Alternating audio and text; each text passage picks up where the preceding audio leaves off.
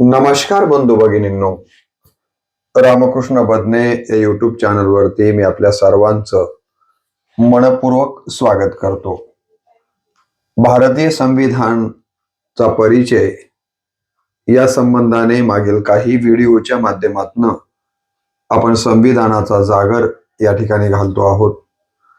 यापूर्वी भारतीय संविधानाच्या उद्देशिकेबद्दल एक व्हिडिओ मी टाकलेला आहे.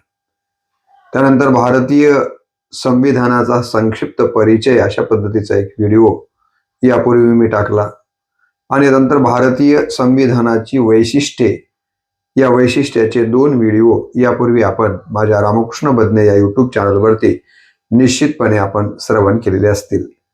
त्यानंतर आज भारतीय संविधानाच्या परिचयाच्या अंतर्गत आपण या ठिकाणी संविधानातील 12 अनुसूचींच्या बद्दलचा विचार या व्हिडिओच्या माध्यमातून पाहणार आहोत. आता ही अनुसूची म्हणजे काय हे पहिल्यांदा आपण या ठिकाणी समजून घेणं गरजेचं आहे. जसं मी आपल्याला सुरुवातीला सांगितलं की या संविधानामध्ये 395 कलम आहेत. तसं आज जर आपण बघितलं तर या संविधानामध्ये एकूण 12 अनुसूची आलेल्या आहेत. बऱ्याच वेळेला अनुसूची म्हणजे काय हे आपल्या लक्षात येत नाही. तर अनुसूची याचा अर्थ असा की संविधानातील विविध कलमांच्या मधील तरतुदींना जोडलेल्या शासन आणि प्रशासनाच्या विविध पैलूंबद्दल तपशीलवार आणि सारणीबद्ध माहिती देणाऱ्या अतिरिक्त परिशिष्टे आहेत. हे जे देणारे अतिरिक्त परिशिष्ट आहेत ज्यामुळं घटनेत नसलेल्या गोष्टींचं स्पष्टीकरण आपल्याला होतं. जसं की राज्याची नाव आहेत, शपथ घेण्याचं स्वरूप आणि पंचायतीचे अधिकार असे बरेचशा काही गोष्टी आपल्याला ज्याच्यामुळं समजून येतात त्यालाच अनुसूची असं म्हटलं गेलेलं आहे. आणि या एकूण 12 अनुसूची आपल्या घटनेमध्ये आपल्याला पाहायला मिळतात. आता या कोणत्या कोणत्या 12 अनुसूची आहेत याचा संक्षिप्त परिचय मी या व्हिडिओच्या माध्यमातून आपल्या समोर ठेवणार आहे. संविधानामध्ये जी पहिली अनुसूची आलेली आहे या अनुसूचीमध्ये राज्ये वेगवेगळे आणि त्याचबरोबर संघ राज्याचं क्षेत्र इथं स्पष्ट करण्यात आलेलं आहे. या ठिकाणी राज्याची अंगराज्याची नावं इथं सांगितली गेलेली आहेत. तर असं ही पहिली अनुसूची ही राज्य आणि संघ राज्याची नावं आपल्या समोर ठेवण्याचं काम करते. कोण? पहिली अनुसूची. आणि म्हणून पहिल्या अनुसूचीमध्ये काय आलेलं आहे हे जेव्हा आपल्याला विचारलं जाईल तेव्हा आपण सांगितलं पाहिजे की यामध्ये राज्यांची आणि संघ राज्यांची नावं आलेली आहेत. आता या राज्यघटनेमध्ये जी दुसरी अनुसूची आलेली आहे या दुसऱ्या अनुसूचीमध्ये भाग क यामध्ये राष्ट्रपती व राज्यांचे राज्यपाल यांच्याबद्दलच्या तरतुदी आहेत. राष्ट्रपतीबद्दलच्या आणि विविध राज्यांचे जे राज्यपाल आहेत त्यांच्याबद्दलच्या तरतुदी या ठिकाणी या दुसऱ्या अनुसूचीमध्ये आलेल्या आहेत. विशेषत्वानं राष्ट्रपती आणि राज्यपालाची वेतन आणि भत्त्यांच्या संबंधातलं वर्णन आपल्याला या दुसऱ्या अनुसूचीमध्ये पाहायला मिळतं. त्यानंतर याच अनुसूचीमध्ये जर आपण बघितलं भाग ग मध्ये तर लोकसभेचे अध्यक्ष व उपाध्यक्ष आणि राज्यसभेचे सभापती व उपसभापती आणि राज्यांच्या विधानसभेचे अध्यक्ष व उपाध्यक्ष आणि विधान परिषदेचे सभापती व उपसभापती यांच्याबद्दलच्या तरतुदी देखील आपल्याला या दुसऱ्या सूचीच्या भाग ग मध्ये पाहायला मिळतात. याच ठिकाणी या दुसऱ्या अनुसूचीमध्ये भाग घ जे आलेलं आहे ज्यामध्ये सर्वोच्च न्यायालयाच्या न्यायाधीशाबद्दलच्या तरतुदी आपल्याला पाहायला मिळतात. दुसऱ्या अनुसूचीतल्या भाग घ मध्ये भाग ड जे आलेलं आहे त्यामध्ये भारतीय नियंत्रक व महालेखा परीक्षक यांच्याबद्दलच्या तरतुदी आपल्याला यामध्ये पाहायला मिळतात. तर अशी ही संविधानातली दुसरी अनुसूची ज्यामध्ये या गोष्टी आपल्याला पाहायला मिळतील.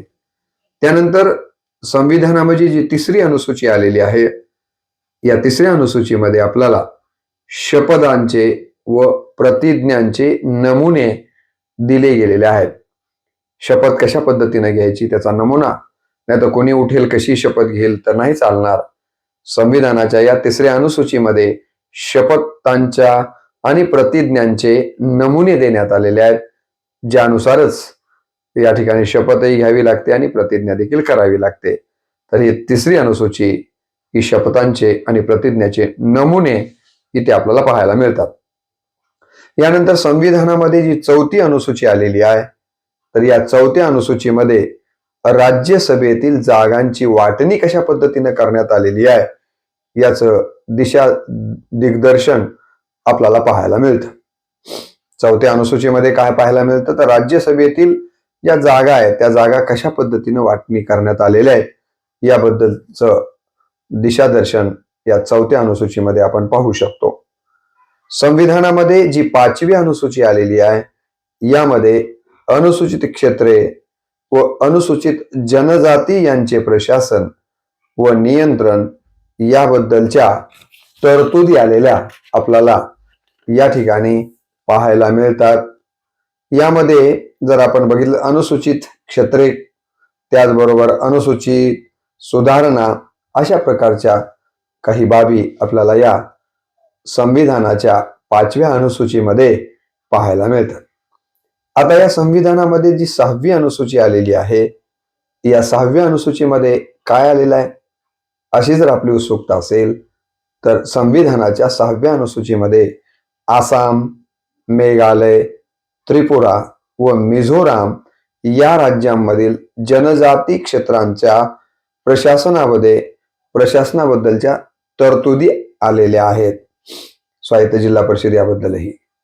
तर काय आलेलं आहे 6व्या अनुसूचीमध्ये, विशेषत्वानं आसाम, मेघालय, त्रिपुरा व मिझोराम या राज्यांमधील जनजाती क्षेत्रांच्या प्रशासनाबद्दलच्या तरतुदी या 6व्या अनुसूचीत आपल्याला संविधानामध्ये पाहायला मिळतात. तर या राज्यांच्यासाठी विशेषत्वानंही 6वी अनुसूची निर्माण झालेली आहे.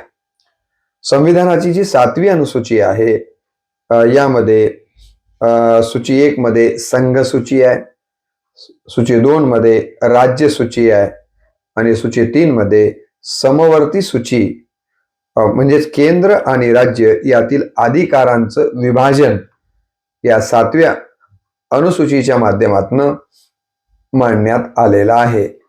तर या 7व्या अनुसूचीमध्ये जे 3 भाग आहेत, सूची 1 संघ सूची, सूची 2 राज्य सूची आणि सूची 3 समवर्ती सूची, ज्या माध्यमातून केंद्र आणि राज्य यातील अधिकारांचं विभाजन आपल्याला या सप्तम किंवा 7व्या अनुसूचीमध्ये पाहायला मिळतं. घटनेमधली जी 8वी अनुसूची आहे, ही 8वी अनुसूची काय सांगते आपल्याला, तर या 8व्या अनुसूचीमध्ये भाषेबद्दलचं दिशादर्शन किंवा भाषेबद्दलचं वर्णन आलेलं आहे. भाषेबद्दलच्या वर्णनामध्ये मराठीसह 22 भाषा आणि त्याचा उल्लेख इथे आलेला आपल्याला दिसून येतो. आणि म्हणून 8वी अनुसूची ही भारतीय भाषांच्या संबंधानं काही विचार आपल्यासमोर मांडण्याचं काम करते. यानंतर संविधानामध्ये जी 9वी अनुसूची आलेली आहे ती विवेक्षित अधिनियम व विनियम, विवेक्षित अधिनियम व विनियम विधिग्राह्य करणे, म्हणजेच काय, काही कायदे आणि जमीन सुधारणांचे प्रमाणीकरण या प्रकारचा विचार आपल्याला संविधानाच्या 9व्या अनुसूचीमध्ये पाहायला मिळतो. आणि म्हणून यासाठी ही संविधानाची 9वी अनुसूची महत्वाची मानली गेलेली आहे. संविधानाची जी 10वी अनुसूची आलेली आहे, तर या 10व्या अनुसूचीमध्ये पक्षांतराच्या कारणावरून अपात्र होण्यासंबंधीच्या तरतुदी आहेत. एखाद्या व्यक्तीनं पक्ष बदलला, पक्षांतर केलं, तर पक्षांतर केल्याच्या नंतर त्याच्या कारणावरून त्या पक्षांतर करणाऱ्याला अपात्र कशा पद्धतीनं करता येईल किंवा तो कशा पद्धतीने पात्र राहू शकेल याबद्दलचं दिशादर्शन या 10व्या अनुसूचीमध्ये करण्यात आलेलं आहे. आणि म्हणून पक्षांतराच्या संबंधानं अपात्र होण्याबद्दलची दिशादर्शन आपल्याला या 10व्या अनुसूचीमध्ये पाहायला मिळतं. त्यानंतर जी संविधानामध्ये 11वी अनुसूची आलेली आहे, तर या 11वी अनुसूचीमध्ये पंचायतींचे अधिकार, पंचायतींना कोणत्या कोणत्या प्रकारचे अधिकार आहेत याचं दिशादर्शन आहे, की पंचायतींना हे अधिकार आहेत, या अधिकारांचा वापर पंचायत राजमध्ये केला जाऊ शकतो, या प्रकारचा विचार आपल्याला 11व्या अनुसूचीमध्ये दिसतो. म्हणून पंचायतीचे अधिकार, प्राधिकार आणि जबाबदाऱ्या, पंचायतीचे प्राधिकार कोणते आहेत आणि जबाबदाऱ्या कोणत्या आहेत याचं दिशादर्शन देखील आपल्याला या 11व्या अनुसूचीच्या माध्यमातून होतं. आणि म्हणून ही 11वी अनुसूची देखील या संबंधाने संविधानामध्ये महत्वाची राहिलेली आहे. आणि संविधानामधील शेवटची जी अनुसूची आलेली आहे, जिला आपण 12वी अनुसूची म्हणतो, ती कशा पद्धतीने आलेली आहे हेही मी आपल्या समोर या निमित्तानं ठेवणार आहे. या 12व्या अनुसूचीमध्ये नगरपालिकांचे काय अधिकार आहेत. आपण पाहतोय की नगरपालिका ज्या निर्माण करण्यात आलेल्या आहेत, तर त्या नगरपालिकांचे काय अधिकार आहेत, प्राधिकार काय आहेत आणि या नगरपालिकेच्या काय जबाबदाऱ्या आहेत. अधिकार, प्राधिकार आणि जबाबदाऱ्या या 3 गोष्टी नगर परिषदेच्या संबंधानं जर आपल्याला पाहायच्या असतील तर संविधानाच्या 12व्या अनुसूचीमध्ये ते आपल्याला पाहायला मिळतात. तर अशा पद्धतीनं भारतीय संविधानाचा अत्यंत अल्प परिचय किंवा संक्षिप्त परिचय आपण करून घेत असताना बऱ्याच वेळेला आपण संविधानामध्ये 12 अनुसूची आलेल्या आहेत असा उल्लेख करतो. तर अनुसूची म्हणजे काय आणि त्या एकूण आलेल्या 12 अनुसूची आणि प्रत्येक अनुसूचीमध्ये कुठल्या प्रकारच्या विषयाला प्राधान्य देण्यात आलेलं आहे याचं थोडक्यात मला असं वाटतं की याची थोडक्यात तोंड ओळख या व्हिडिओच्या माध्यमातून मी आपल्या समोर ठेवलेली आहे. आपल्याला नंतर या पुढच्या व्हिडिओमध्ये संविधानामध्ये जे विविध भाग आलेले आहेत, विभाग, तर त्या भागांच्या बद्दल कोणत्या भागामध्ये काय आलेलं आहे याचा विचार पुढे आपण करणारच आहोत. परंतु अत्यंत संक्षेपाने या 12 अनुसूची म्हणजे काय आणि या 12 अनुसूचींच्या मध्ये संक्षेपाने कुठले विषय हाताळले गेलेले आहेत याबद्दलचं दिशादर्शन या व्हिडिओच्या माध्यमातून मी आपल्यासमोर ठेवलेलं आहे. मला असं वाटतं की इतकंच या व्हिडिओच्या संबंधानं 12 अनुसूचीच्या संबंधाने इथं विचार करून थांबूयात. जय हिंद, जय भारत, जय महाराष्ट्र, जय संविधान.